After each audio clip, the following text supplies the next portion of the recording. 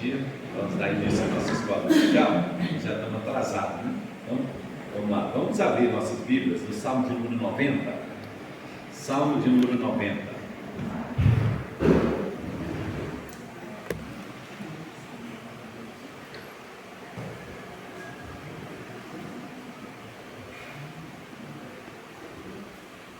Salmo de número 90.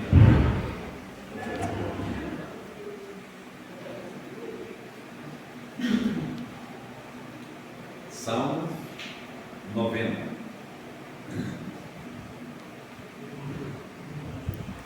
Amém? O texto diz assim: Senhor, tu tens sido nosso refúgio de geração em geração. Antes que os montes nascessem e se formassem a terra e o mundo, de eternidade a eternidade, tu és Deus. Agora eu gostaria de convidar os irmãos para lermos os últimos versos.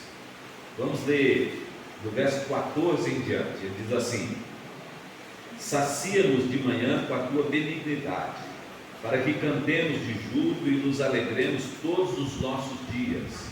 Alegra-nos por tantos dias quanto nos tens afligido, por tantos anos quanto suportamos a adversidade. Aos teus servos apareçam as tuas obras, e aos seus filhos a sua glória. Seja sobre nós a graça do Senhor nosso Deus. Sim, confirma sobre nós as obras das tuas mãos. Sim, confirma a obra das nossas mãos. Confirma sobre nós a obra das nossas mãos. Amém. Deus abençoe o texto. Irmãos, esse salmo que nós lemos aqui é um salmo de Moisés, né? Então, Moisés escreveu esse salmo mas no finalzinho do período em que o povo estava no deserto. E algumas coisas importantes aqui nesse salmo que chamam a nossa atenção, que relaciona diretamente com a nossa vida. Primeiro, o fato de que todos nós enfrentamos lutas, como eles enfrentaram lutas e adversidade no deserto. E aí, Moisés pede para Deus abençoar os dias deles, do povo, quanto eles sofreram naquele período da adversidade do deserto. Então, ele diz: alegra-nos por quantos dias nós suportamos a adversidade. Então, pedindo a Deus para Deus dar graça e alegria na hora das lutas e as dificuldades. Ele diz: assim como vem lutas e dificuldades, ele pediu: dá-nos graça e alegria. E aí o povo estaria entrando na terra prometida. E ao entrar na terra prometida, o povo precisava da graça de Deus. Então, ele termina o salmo pedindo a Deus assim: Senhor, já que o Senhor abriu a porta para a gente entrar na terra, então agora, Senhor, abençoa a obra das nossas mãos, porque eles iriam entrar na terra, iriam trabalhar, possuir a terra, né? Edificar a casa, tudo. E aí eles pediram a graça de Deus na vida deles, mas pediu especialmente que Deus abençoasse o trabalho deles, a obra das mãos, né? Sabe por quê, irmãos? Tem áreas na nossa vida que é nossa responsabilidade, né? Tem áreas que só Deus pode fazer. Tem coisa que só Deus faz por nós, e não adianta a gente querer fazer aquilo que é de Deus, né? É obra de Deus, né? Então, um exemplo disso, claro, ressuscitar Lázaro era uma obra de Deus, homem nenhum podia fazer, né? Mas tirar a pedra do túmulo e sair andando lá de dentro para fora, isso tanto os homens podiam fazer, como Lázaro também podia fazer, sair andando. Por isso Jesus disse, tirar a pedra, e depois Jesus disse: Lázaro, vem para fora, né? Porque tem coisas na nossa vida que são responsabilidades nossas, e aí a gente precisa da graça de Deus e da bênção de Deus sobre nossas mãos, sobre o nosso trabalho. E é isso que o salmista está pedindo: olha, Senhor, nós temos nossas atividades, nós temos nossas responsabilidades, nós temos os nossos deveres de cada dia. Nós precisamos da graça do Senhor sobre nós, para nos abençoar, para nos dar condição de executar aquilo que é nossa responsabilidade, que é nosso dever. E aquilo que não é nossa responsabilidade, aquilo que não temos condição de fazer, a gente confia na graça do Senhor, e o Senhor supre, e o Senhor dá a condição, né? Isso é a vida cristã. Então, Deus derrama a graça dele naquilo que nós não podemos fazer. E Deus dá sustento, direção, força naquilo que nós precisamos fazer. Que Deus nos abençoe. Amém? Vamos orar? Quero saber se há algum motivo especial de oração. Vamos começar desse lado aqui, para a gente orar. Lali? Eu orando pelo filho, pelo Antônio, pela minha tia, pelo meu primo.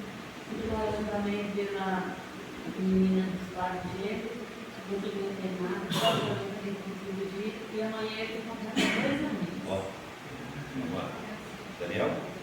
Vai torcer o joelho recentemente, né? Está melhor? Acho que não. Acho que melhorou. Doendo. É um problema antigo, mas os tempos em tempos acontece isso e aí fica um período assim. Tá? Vamos orar, né? Vamos orar por ele. Pelo Cláudio, tá? Torceu o joelho. Mais alguém desse lado? Não? Aqui no meio? Beto? Enio, Hilda, e para mim tem a saúde. Ele é saúde, né? Enio, ele está Deus também é saúde. Tá? É? Quero só. Rodrigo? Você? Meu irmão? Nós lutamos tanto com a Dani, com a Bíblia, e agora está aí a Dani aí, né, tem esse estudo para todo lado aí, então a gente, de oração para Deus guarda, lembrando, né, todos nós, toda a nação sobre isso, lembramos muitas vezes, né, mas não ser isso. Então, bora. Mais alguém? Tem pedido? Tereza? Eu quero pedir para o Cecilia, fazendo a quimioterapia, e de outro, e quero conversar com a família. Tem mais pedido? Não? Então, nós estamos orando também por aquela criancinha, o Dani, né? Estamos orando também por Hernani. Hernani teve que voltar ao médico lá do pé, né? O problema do pé. Vamos estar orando por ele para Deus abençoar e dar graça, né? Para eles, né? E os irmãos estão fazendo tratamento, né? Alguns recuperam de saúde, cirurgia que fizeram. Vamos continuar orando por eles, né? Vamos orar então. E logo depois da oração nós vamos separar para o estudo da lição, tá? Vamos orar. Pai, nós queremos, Senhor, te agradecer pelo privilégio, Senhor, que nos dá nessa manhã de reunir aqui, Senhor, em Teu nome, para a Tua glória, Senhor, exaltação da Tua glória, Pai, e também, Senhor, para termos a oportunidade de conhecer um pouco mais da Tua palavra e do Senhor mesmo.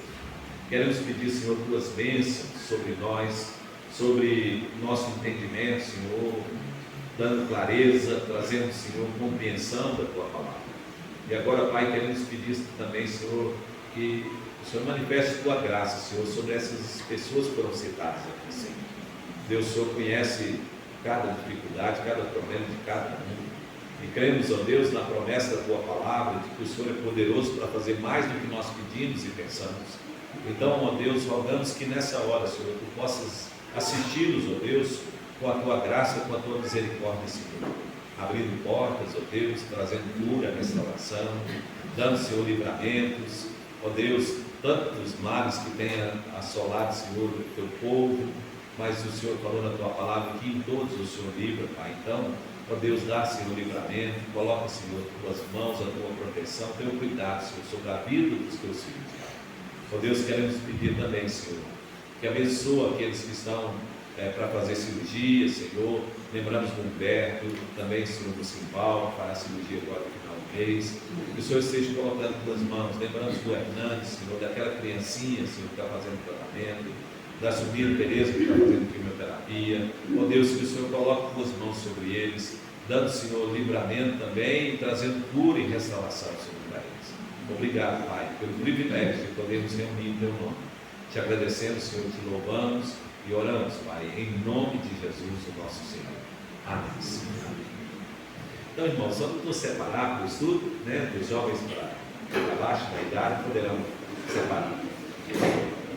Eu quero convidar os irmãos a abrirem suas Bíblias no livro de Apocalipse, tá? Livro de Apocalipse, capítulo 1.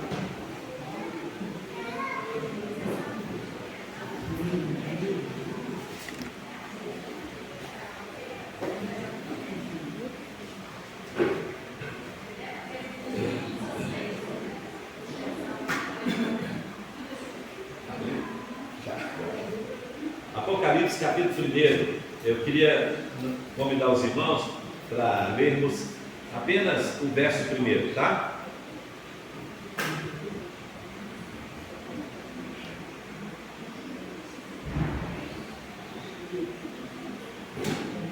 Apocalipse capítulo 1. Irmãos, hoje nós vamos usar muito a Bíblia. Então, vamos ler textos, né? Eu queria pedir aos irmãos, então, que, abrindo suas Bíblias aí em Apocalipse, permaneçam com ela aberta, para que juntos a gente possa acompanhar as leituras que nós vamos fazer e mostrando para os irmãos, né, no texto de Apocalipse. Apocalipse capítulo 1, versículo 1 diz assim: revelação. A palavra Apocalipse significa revelação. Revelação de Jesus Cristo, que Deus lhe deu para mostrar aos seus servos as coisas que em breve devem acontecer, e que ele, enviando por intermédio do seu anjo, notificou ao seu servo João. Amém. Que Deus abençoe o texto que nós lemos. Quero só pensar com os irmãos aqui os personagens aqui, né? Primeiro, Deus, que deu a revelação, por meio de quem? De Jesus. Foi notificado, foi colocado para João, né? Falado para João por intermédio, mostrado para João por intermédio do anjo. E João, o apóstolo, que escreveu o livro do Apocalipse, tá? Irmãos, nós começamos a falar sobre o Apocalipse, e quando nós começamos a falar aqui, nós dissemos assim, que o livro de Apocalipse, embora seja um livro profético, tem algumas coisas importantes que nós precisamos entender no Apocalipse. Como nós vamos estudar o livro do Apocalipse, né?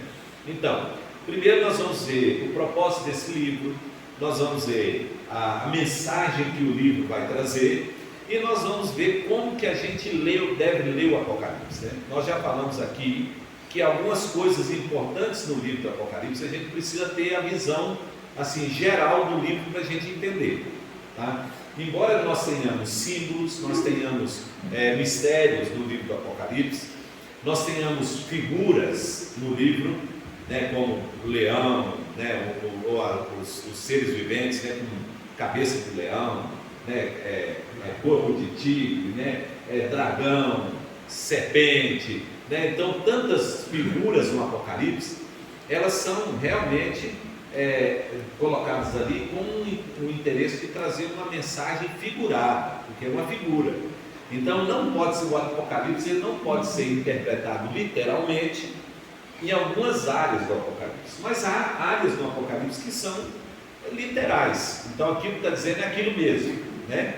Então a interpretação que a Igreja Reformada tem do Apocalipse é uma interpretação de uma revelação histórica, literal e progressiva. Então, ou seja, alguns elementos do Apocalipse são histórico, está falando de uma época e falando de um assunto que o povo viveu e que experimentou.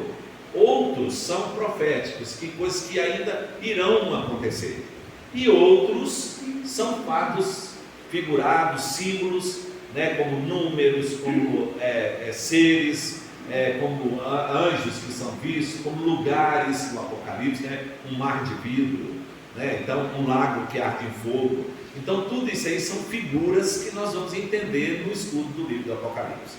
Outra coisa que eu queria falar com os irmãos também sobre o estudo desse livro é que há uma mensagem aqui no livro que ela é destinada à igreja. Então o tempo do Apocalipse, todo o tempo que a mensagem do Apocalipse está sendo revelada aqui, compreende, olha, o tempo compreende, vamos pensar numa linha, tá, de tempo. Então o tempo compreende desde a primeira vinda de Cristo até a sua segunda vinda. Então toda a mensagem do Apocalipse está dentro dessa linha de tempo, que compreende desde o nascimento de Cristo, o estabelecimento do reino, a fundação da igreja, até a volta de Cristo e o fim do mundo. Então, ou seja, né, o juízo final e fim do mundo. Então, a mensagem toda do Apocalipse está dentro desse tempo. Tranquilo aí, gente? Então me acompanhando? pega desde o princípio do nascimento de Cristo e a igreja e vai até a segunda vinda de Cristo e o fim do mundo. Tá? Então, quando nós estivermos lendo, estudando, então nós vamos estar posicionando o tempo. Não está dizendo, ó, isso é nessa época, isso é nessa época, para a gente entender, certo? Quando é que o livro foi escrito? Então nós falamos aqui que a data do livro está entre o ano 81 da nossa história até o ano 96. E o período foi o período de Domiciano, que era o imperador romano, né? E aí, até o ano 300, irmãos, a igreja sofreu perseguição. Até o ano 300 da nossa história. O livro do Apocalipse, ele foi escrito, então, dentro do primeiro século, que era imperador naquela época, o Domiciano. Deixa eu passar para os irmãos alguns imperadores que tiveram no primeiro período da igreja, né? No período, até o terceiro século da igreja. Nós tivemos o primeiro período de Nero, que foi no ano 64, porque antes de Nero teve Cláudio, que foi imperador da época da perseguição que teve na igreja primitiva. Lembra? Só recordando a história com os irmãos. Lembra que teve uma perseguição na igreja primitiva, a igreja de Jerusalém, em Atos, finalzinho de Atos 7, início de Atos 8, onde diz assim que todos os irmãos foram espalhados, só os apóstolos ficaram em Jerusalém, lembra? Atos 8, né, que teve uma perseguição. Essa perseguição foi na época do imperador Cláudio, né?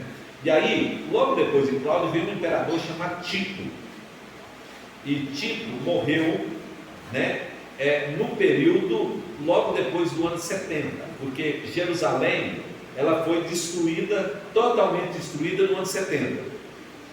Então, houve uma invasão, um incidente que aconteceu com os judeus, que é até interessante a gente contar essa história para os irmãos, porque nos situa dentro do contexto bíblico, né? Aconteceu que os judeus, havia uma viúva romana, uma viúva muito rica romana, e os judeus fizeram um proselitismo com ela e trouxe para o judaísmo a mulher. Então ela se converteu ao judaísmo, isso um pouquinho antes do ano 70. E aí aconteceu que ela fez uma doação muito grande da fortuna dela para a igreja, que era a igreja dos judeus, que era o judaísmo na época, né? Lá, os sacerdotes e o templo. E isso criou um problema lá no Império Romano. E aí então havia alguns rumores de que eles estavam preparando uma revolta dos judeus contra o Império Romano, porque nessa época, desde a época de Cristo, o Império Romano dominava sobre os judeus. E por causa desse incidente, então Tito invadiu Jerusalém, era general, né, depois tornou-se imperador. Ele invadiu Jerusalém e destruiu totalmente Jerusalém. Diz a história que a invasão foi tão séria porque ela aconteceu no período da Páscoa. Na época da Páscoa, Jerusalém tinha mais ou menos, natural, Jerusalém tinha em torno de quase 300 mil habitantes na época normal da cidade. Mas no período da Páscoa, todo judeu que morava longe vinha visitar Jerusalém por causa da Páscoa, da festa. E aí era uma semana de festa, né? Ali.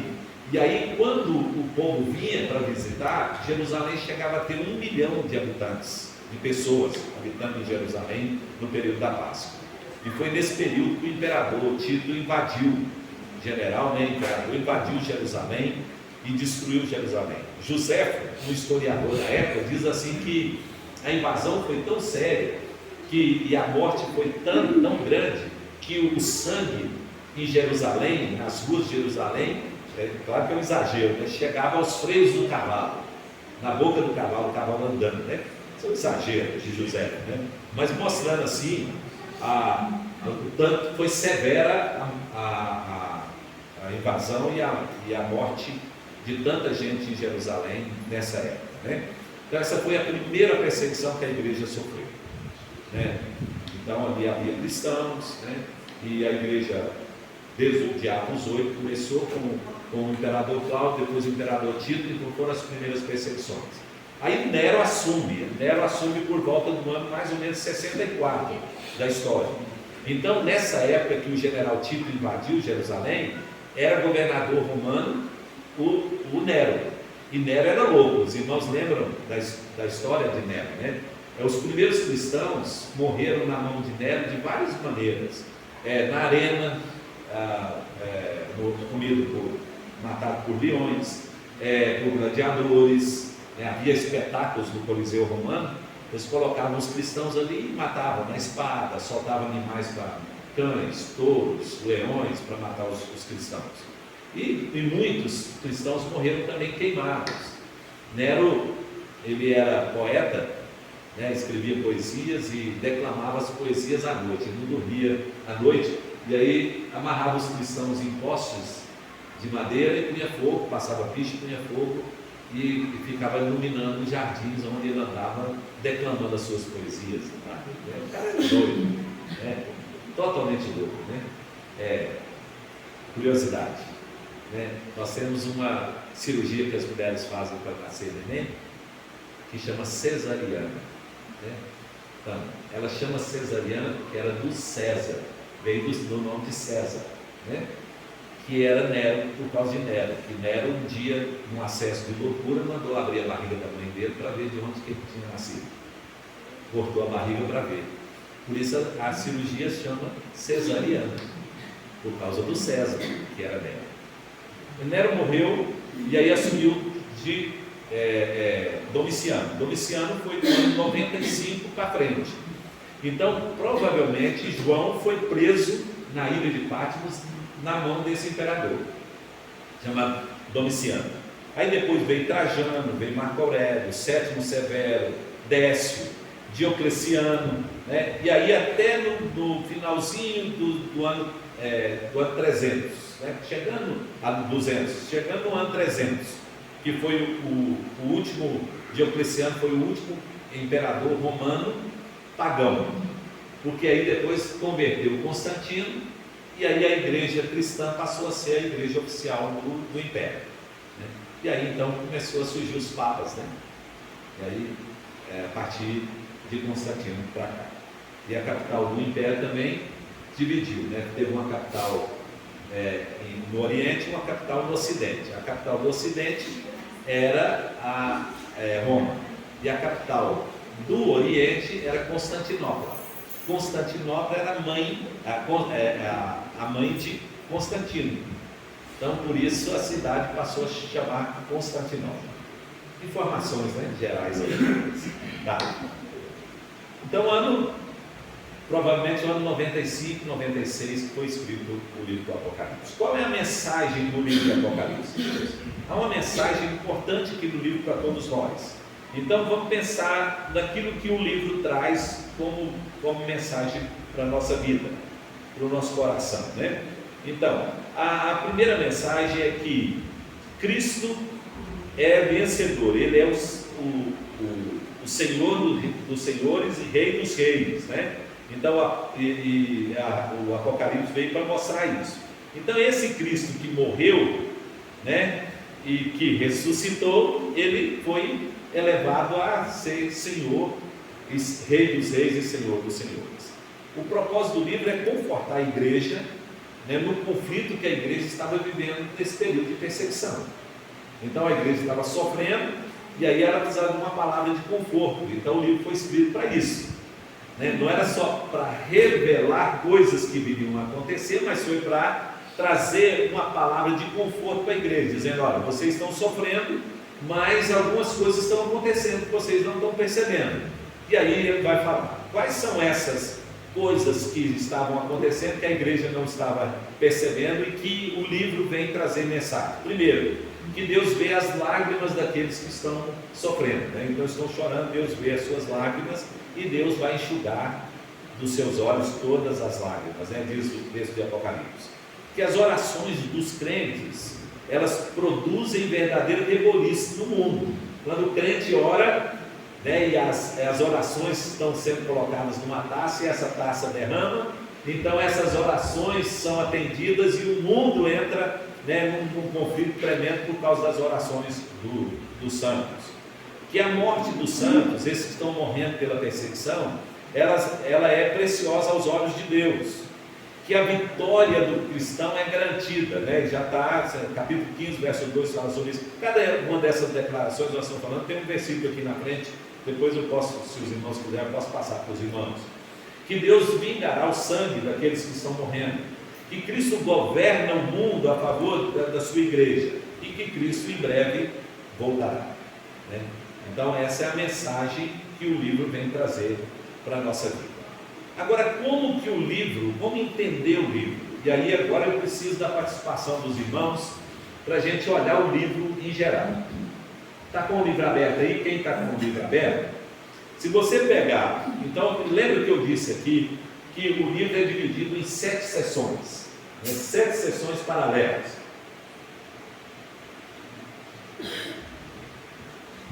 Então, vamos pensar que João está contando uma história e ele dividiu essa história em 7 partes, certo? Então o livro do Apocalipse é uma história, né, geral da igreja e do fim do mundo.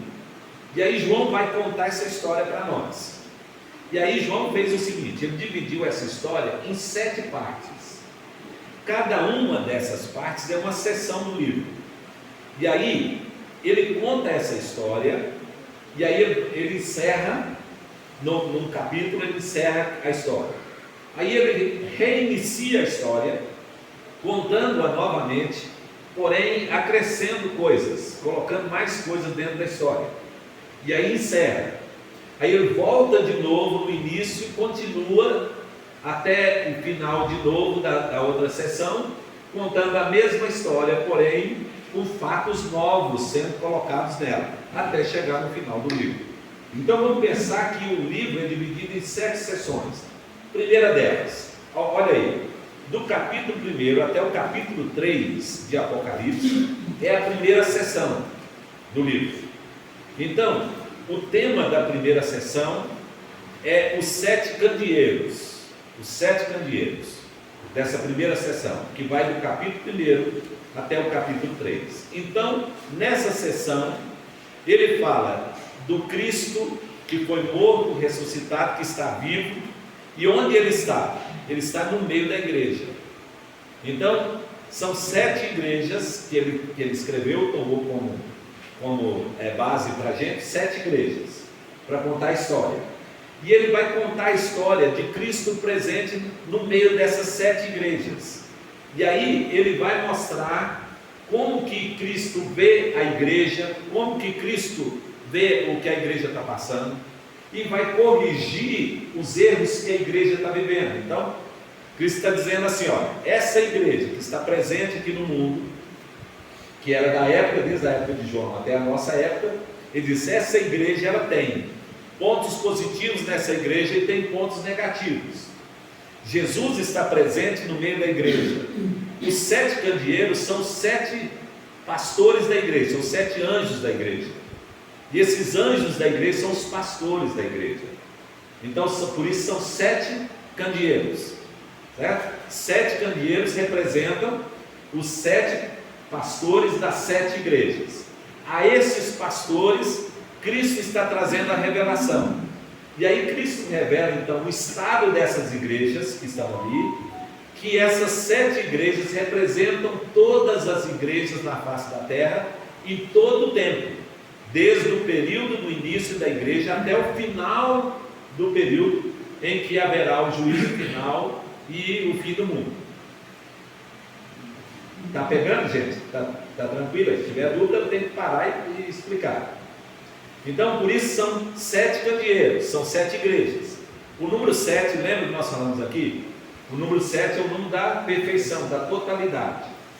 Número 7. Por isso, quando ele fala assim, que é da parte de Deus e da parte dos 7 Espíritos de Deus, ele está dizendo não que Deus tem 7 Espíritos, mas ele está dizendo que o Espírito de Deus é total, perfeito. Por isso, então, as 7 igrejas, E os 7 anjos da igreja, que são os pastores, representam todas as igrejas e todos os pastores, líderes dessa igreja, durante toda a época em que vai do nascimento da igreja até o dia do juízo final. Quer que repete? Pegou aí? Tranquilo? Então essa é a primeira sessão, tá? Depois nós vamos bem devagarinho cada uma dessas sessões explicando aos irmãos. Primeiro nós estamos dando um panorama do livro, certo? Então a primeira sessão vai do primeiro capítulo até o capítulo 3. O tema, os 7 candeeiros. Quem são os candeeiros? São os pastores que são líderes da igreja. Onde Cristo está? Cristo está presente no meio da igreja. Cristo está vendo tudo na igreja. E Cristo está olhando a igreja e exortando a igreja. Cristo está falando de coisas positivas que tem na igreja e de coisas negativas que tem na igreja. Quando nós entrarmos no estudo pormenorizado, nós vamos estar falando sobre isso.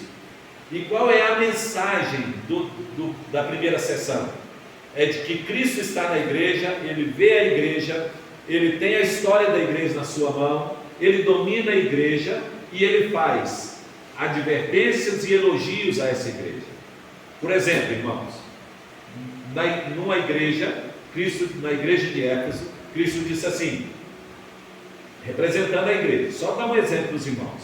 Ele disse assim: arrepende-se, não vem. Lembra que a igreja de Éfeso, ele só tinha elogios para a igreja, só tinha uma coisa importante na igreja, uma consideração que Jesus fez, uma repreensão. Ele disse assim, que o único problema que havia na igreja de Éfeso é que a igreja abandonara o primeiro amor. E ele disse assim: lembra onde caíste, arrepende-se, não venho a ti e retiro de ti o teu candeeiro. Quem era o candeeiro que nós falamos aqui? O pastor da igreja. O que aconteceu com Éfeso, gente? Hoje, Éfeso não tem igreja cristã em Éfeso, na cidade de Éfeso. Hoje a cidade é islâmica e não tem igreja cristã em Éfeso mais. Acabou. Sinal de que a igreja não ouviu a recomendação de Cristo. O que ele disse? Ele ia tirar o pastor da igreja. Tirou o pastor, a luz que existia para a igreja acabou, a igreja deixou de existir. Está vendo como que a mensagem é atual, irmãos? Como que a mensagem é para nós, igreja? Então, o que essa igreja de Éfeso representa? Nossa igreja.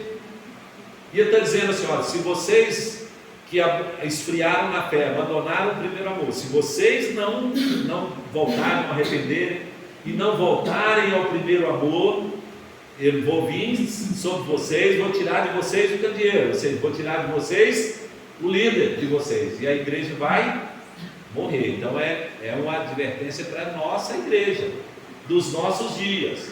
E como as 7 igrejas representam todas as igrejas, então cada observação que Cristo faz a uma das 7 igrejas, essa observação é feita para as igrejas todas, em qualquer parte, em toda a época do mundo. Quer? A gente pode entender sim que Cristo é o pastor sobre a igreja toda, né? Então, quando ele falou tirar o pastor, não era só de forma física, era tirar o líder, mas tirar a igreja do local. Porque Jesus falou sobre ele, né? Disse: ferirei o pastor e as ovelhas dispersarão. Lembra? Então, se tira, né, a graça, tira a presença de Cristo no meio da igreja, então a igreja acaba, né? Agora, lembra que teve outras observações das outras igrejas, né?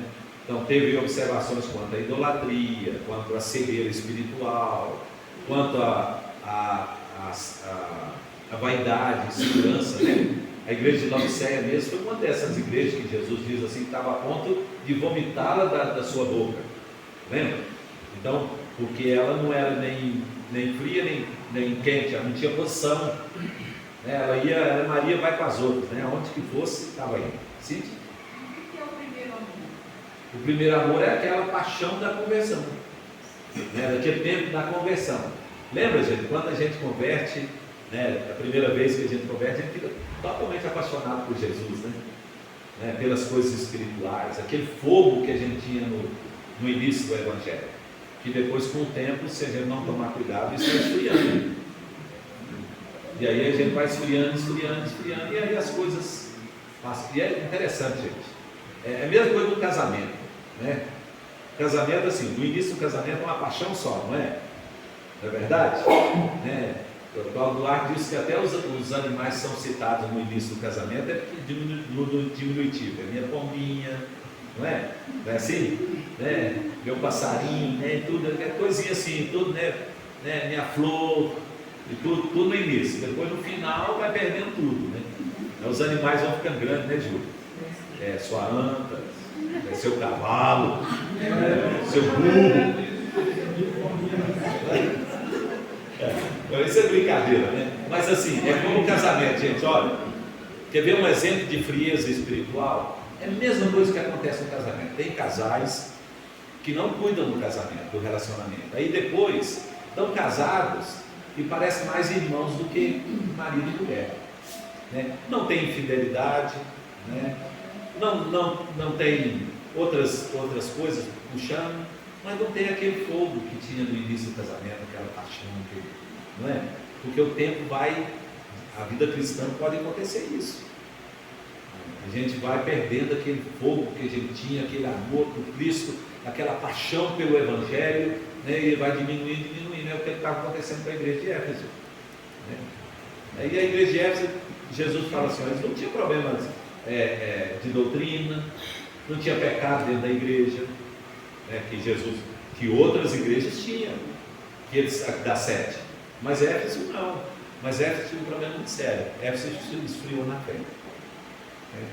E o esfriamento na fé é o que afasta a gente de Deus, porque aí passa a ser apenas religioso, não tem mais aquele fervor, aquele amor por Deus, né? De ler a palavra e a palavra tocar no coração, da gente chorar diante de Deus, né? Da gente orar e sentir a presença de Deus na vida da gente, né? Irmãos, estou falando isso aqui, vamos ser sinceros.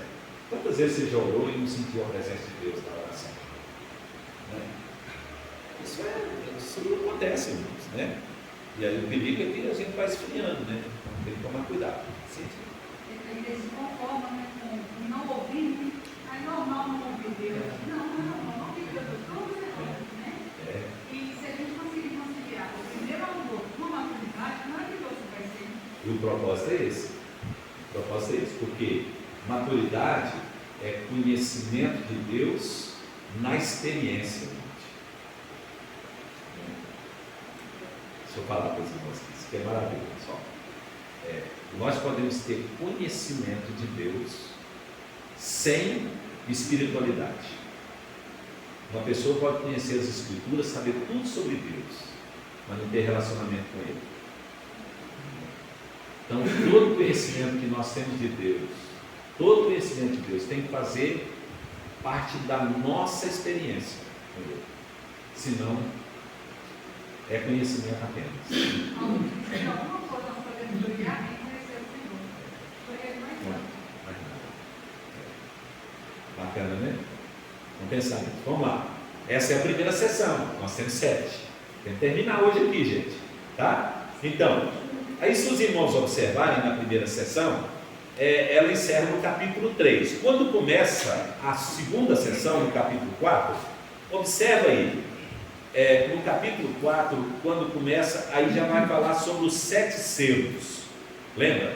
Eram 7 candeeiros, agora são 7 selos. E a segunda sessão, ela vai do capítulo 4 até o capítulo 7 de Apocalipse. E aí, a primeira coisa que João vê no capítulo 4 é o trono de Deus. É Jesus. Lembra que o primeiro eu falei que Jesus estava no meio da igreja, né? Agora a visão de João já é de Cristo aonde? Nos céus, no trono, né? Então, ou seja, ele está governando, né? Então, ali, qual é a mensagem desses 7 selos? Então, a mensagem é que ele está no trono e ele tem o governo da história da humanidade nas suas mãos. Então, Cristo reina e Ele tem o governo de tudo. Por isso tem um livro, você vai ver um livro aí no capítulo 5, selado com 7 selos, e só quem pode abrir esse livro? Jesus, só Ele, porque a história da humanidade está nas suas mãos, o governo da humanidade está nas suas mãos. Então Ele é o governo absoluto. E essa sessão, irmãos, ela encerra lá no capítulo 7, do versículo 9 até o versículo 17. Eu quero que os irmãos observem isso. Capítulo 7, do versículo 16 e 17, diz assim, quer ver? Olha: jamais terão fome, nunca mais terão sede, não cairá sobre eles o sol, nem ardor algum, pois o Cordeiro que se encontra no meio do trono os apacentará e os guiará às fontes da água da vida, e Deus mesmo lhes enxugará dos olhos por todas as lágrimas. Onde que a igreja está aqui nesse texto, irmãos? Segundo esse texto aqui, onde você pensa que a igreja está, lendo esse texto? No céu.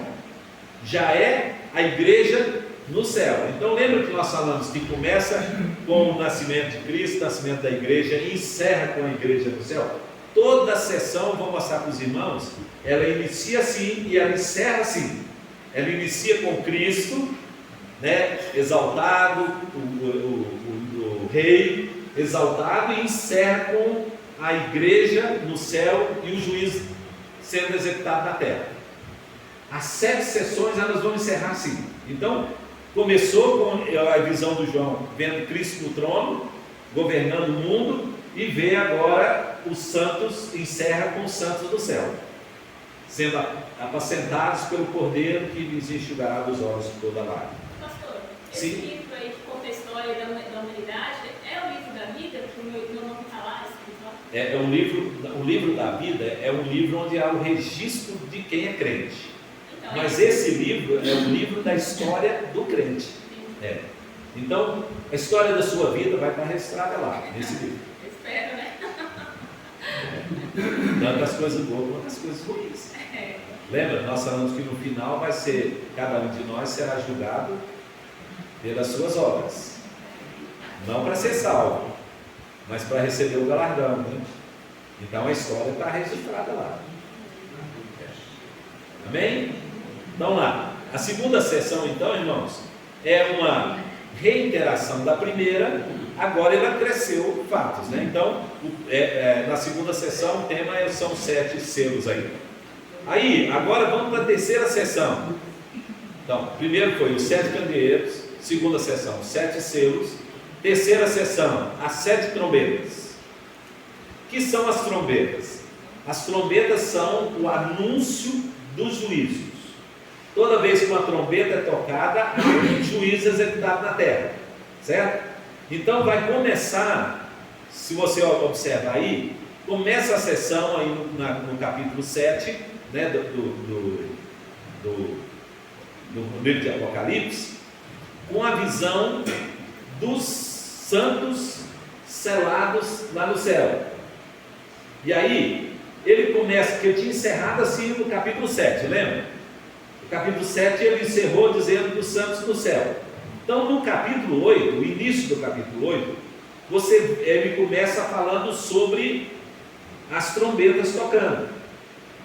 E essas trombetas, cada trombeta que tocava, o juízo de Deus era executado na terra. Então a sessão vai do capítulo 8 até o capítulo 11. Então observa, como os juízos de Deus estão executando na terra, cada trombeta que tocava o juiz executando, tem que terminar no capítulo 11 com o juízo executado e os santos do céu, né? Por quê? Ele não está repetindo.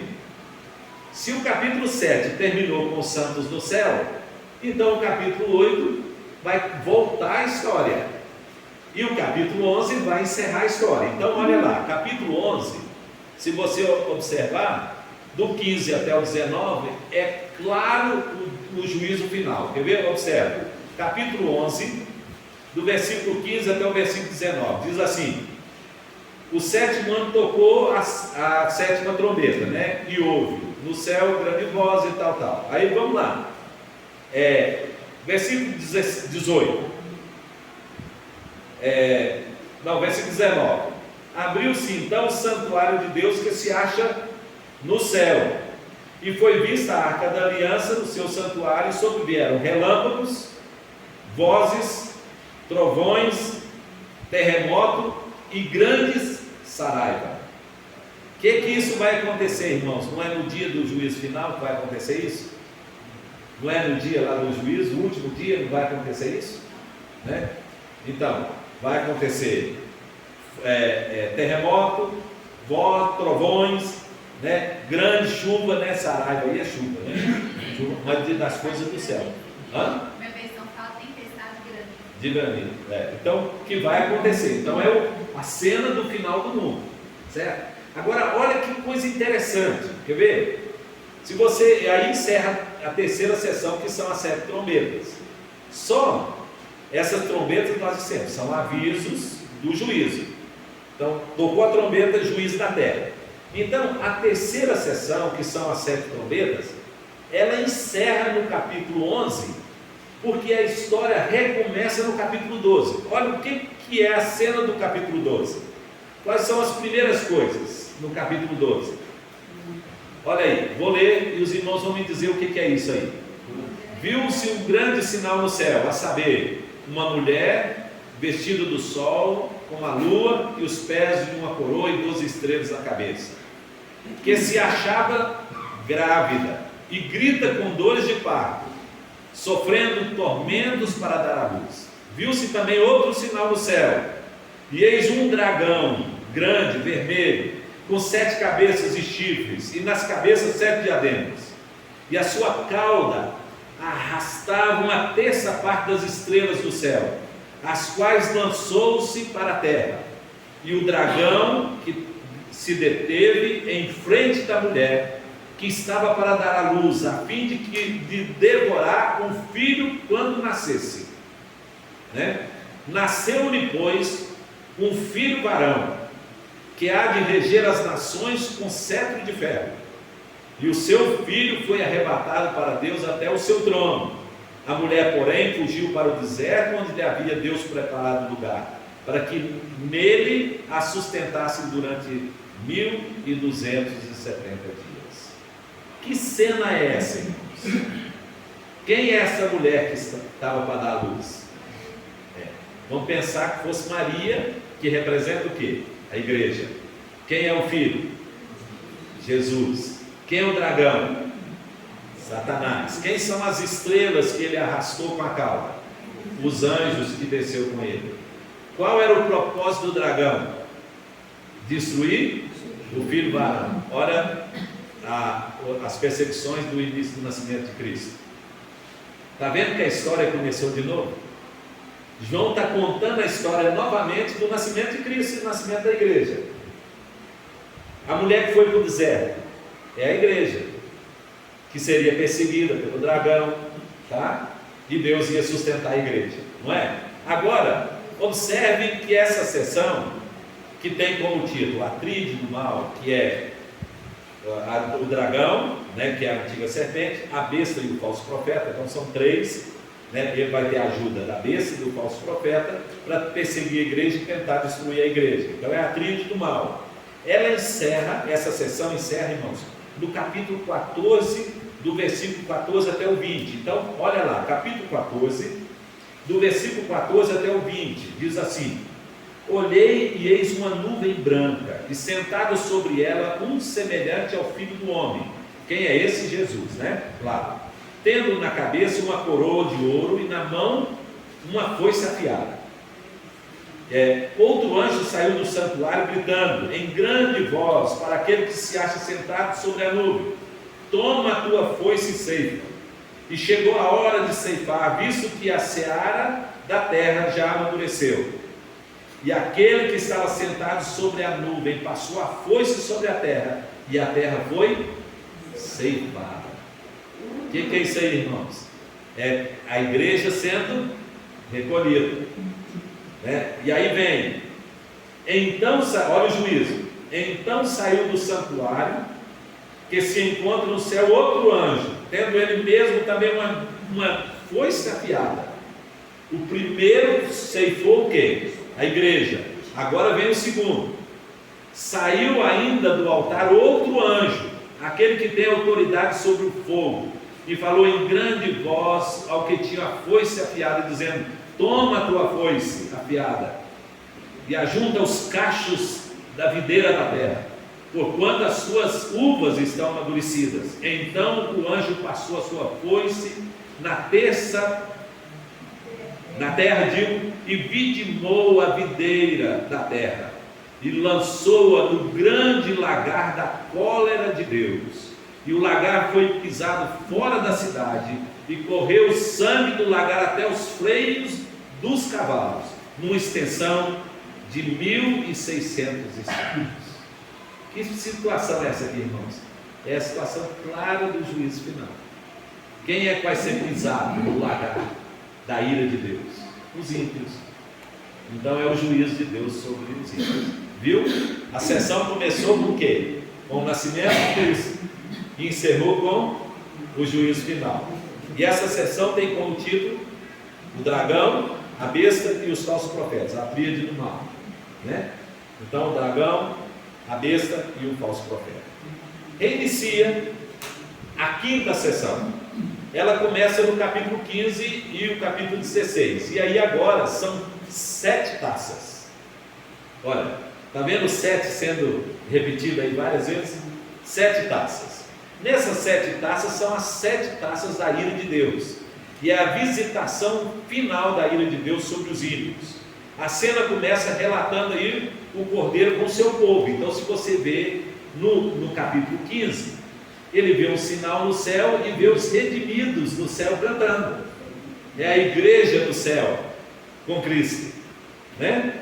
Eles estão louvando a Deus cantando. Começa no capítulo 15.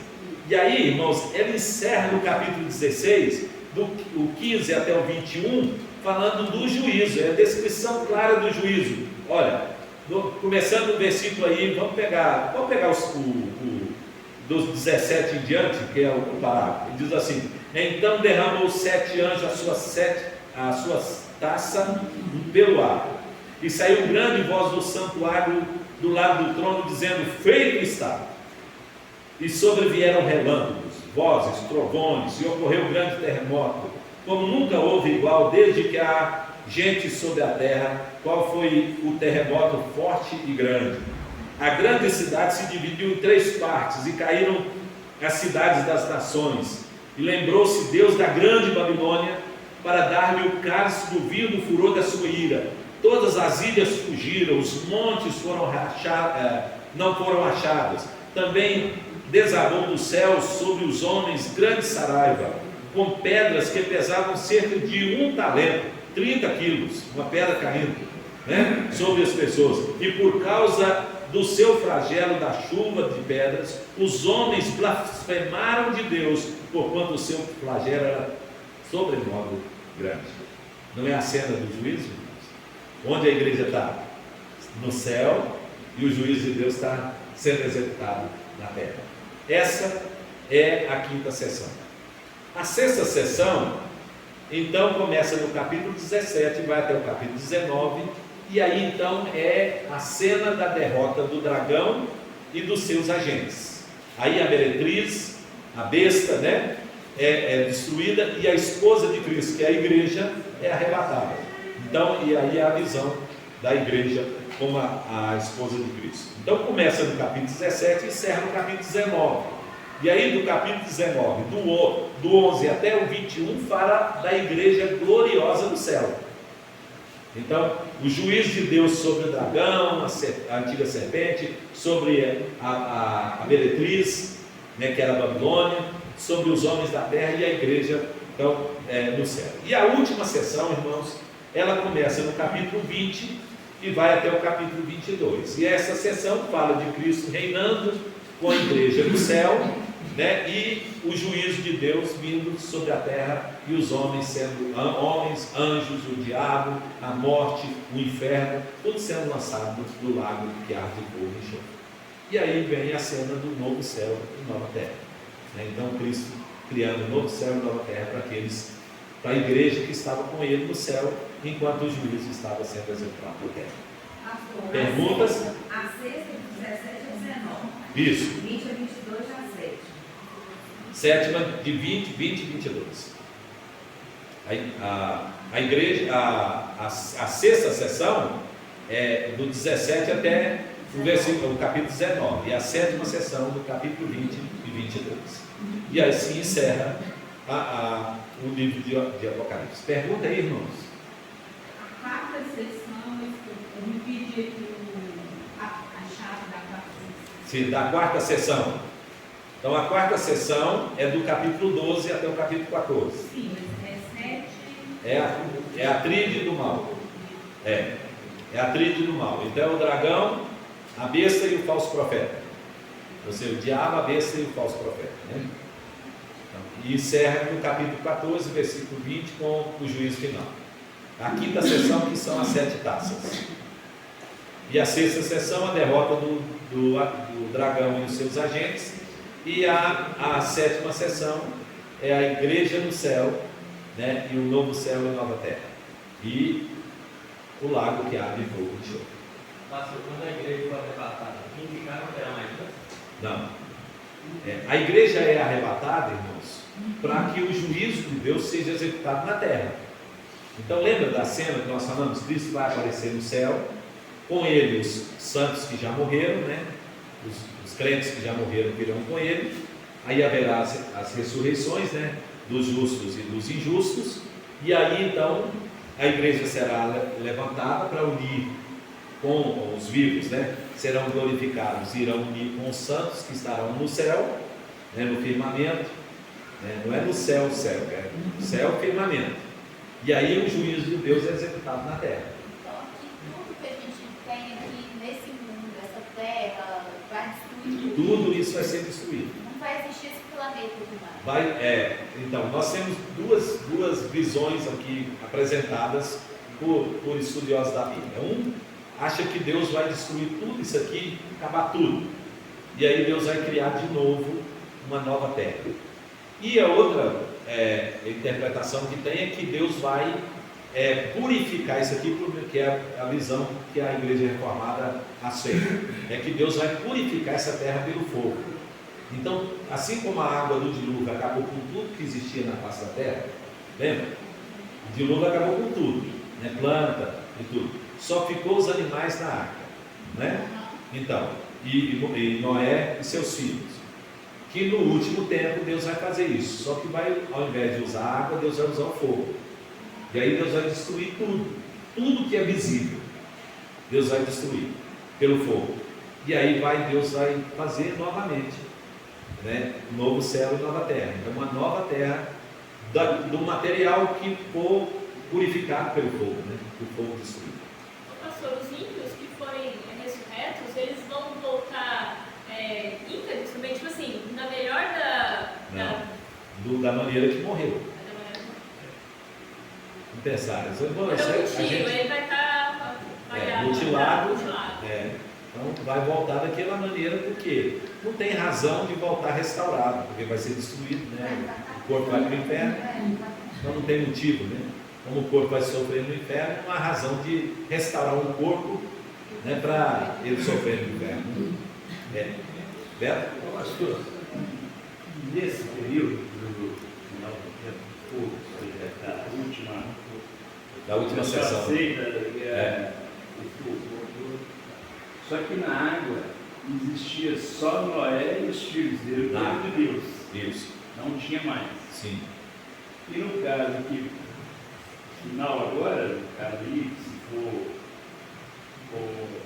fogo, né?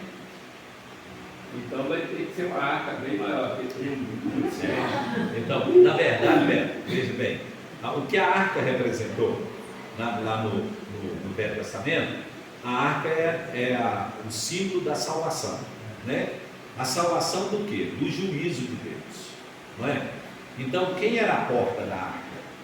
Então, aí a Bíblia ensina que a porta da arca era Cristo, porque é por ele que foi salvo Noé e seus filhos, por meio da porta da arca. Ele entrou para a arca, então tá. A arca é a salvação Quem foi salvo foi porque passou pela porta. Por isso que a porta foi fechada por fora, para que ninguém que ficou de fora tivesse acesso à porta, só a família de Noé. Tá? Então, ninguém fora de Cristo é salvo. Então, todos os que são salvos em Cristo, eles serão arrebatados para que eles não sofram o juízo. Então, a igreja só vai sofrer a perseguição, gente, né? A tribulação, a grande tribulação, mas a igreja não sofrerá o juízo. Quem vai sofrer o juízo de Deus? Os ímpios. Assim como os que não foram da família de Noé sofreram o juízo de Deus lá pela água, os outros vão sofrer o juízo de Deus que é descrito no Apocalipse: fogo, né, terremoto e etc. Né? Tá? Então, só será salvo aqueles que estão em Cristo e vão ser arrebatados para estar com Ele no céu, enquanto o juízo de Deus acontece na terra. Né? Rodrigo? Por 1000 anos Satanás vai governar, né? Vai governar. Tá. Nós vamos estudar isso, viu, Rodrigo? Quando nós chegarmos lá no capítulo 19, nós vamos falar, o milênio, irmãos, não é um milênio de 1000 anos, né? Nós já explicamos isso aqui em uma lição para os irmãos, né? O milênio é esse período que compreende o livro do Apocalipse, que é do nascimento da igreja até a volta de Cristo. Esse é o milênio. Por exemplo, Lembra? Nós estamos vivendo o milênio. Que o Satanás está amarrado aos Sim, 1000 anos que ele está ou seja, ele está contido, né? Ele está contido. Hoje, Satanás pode agir de forma controlada, né? Então, por exemplo, o diabo hoje ele não pode atacar um servo de Deus se Deus não permitir. Então ele tem que pedir autorização para Deus para atacar um servo de Deus, certo? Então ele está amarrado, ele está contido. Até onde vai a autonomia de Satanás? Até onde vai a liberdade de Satanás? Até onde Deus permitir. Deus vai permitir dentro do propósito dele até ali. Então o diabo pode trazer uma doença, pode tirar uma vida, pode trazer uma calamidade, né? Um terremoto para matar pessoas, se Deus permitir. E até onde Deus permitir. Então há um limite. Esse limite é a corrente que Deus marrou Satanás, certo? Então está ali. Então, quando chegar o período em que ele será solto, será o período da grande tribulação. Aí, essa limitação Deus vai tirar, e o diabo terá autonomia para ferir a igreja, né? Não é os ímpios, é para atacar a igreja. Nessa autonomia, Satanás vai fazer o que ele quiser. Ele e os seus anjos. Vai usar a besta, vai usar o falso profeta para ferir os crentes, não os ímpios. Veja, gente, é o inverso. Quer ver? Aqui, volta lá no passado para você ver. As pragas do Egito, Deus punia quem nas pragas do Egito? Os egípcios. Os judeus não.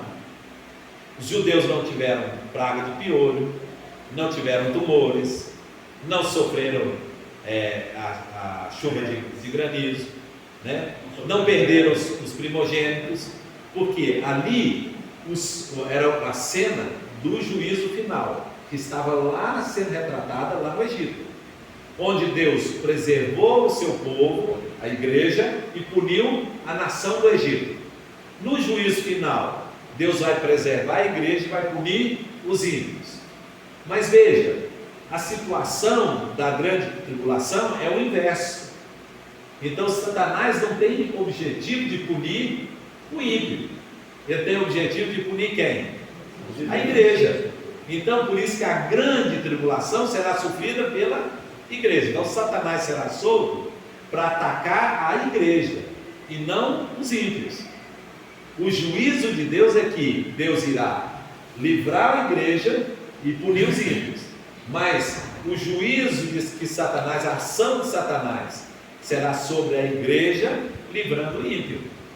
É nesse tempo, irmãos, que o ímpio vai se gabar e achar que está na boa. Aí, está vendo? Olha lá, o crente está sofrendo. O que adiantou de ser crente? Está vendo? Aí vai ser a colheita. Aí é o colheita. Começou a colheita. Aí vai salvar ninguém, não. Aí, A senta vai dar uma coisa, acabou. Aí. Quem aguenta sofrer, Por isso, né? O excesso doce, Deus não interfere. Por isso, o Beto, que o capítulo 5, no capítulo 5, João tem uma visão do trono de Deus.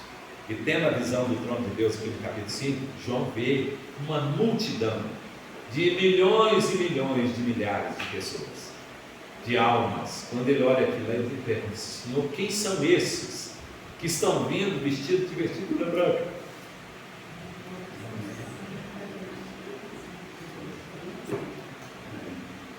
Aí o anjo fala assim: são esses os que vêm da grande tribulação. E eles lavaram as suas vestiduras no sangue do Cordeiro, porque mesmo diante da morte, eles não amaram mais a vida do que a Cristo. São esses, razão por que se acham diante do trono de Deus, e louvam o Senhor dia e noite, e estenderá o Senhor sobre eles o seu cetro.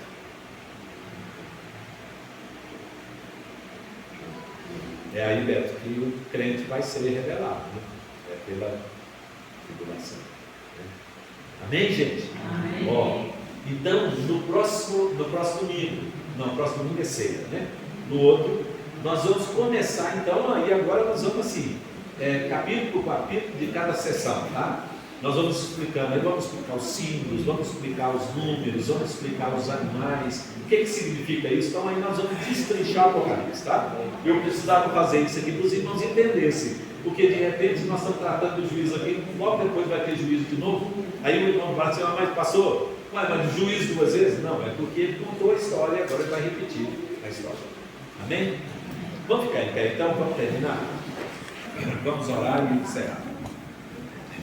Senhor, nós te damos graças, Pai, por Tua palavra, Senhor, que nos consola, nos conforta, nos anima, Senhor, nos exorta e nos dá, Senhor, a garantia de que o Senhor é por nós, ó Deus, e o Senhor sendo por nós, ninguém será contra nós, Pai, porque o Senhor nos guardará, Senhor, de todo mal, mesmo, Senhor, que passemos por tribulações.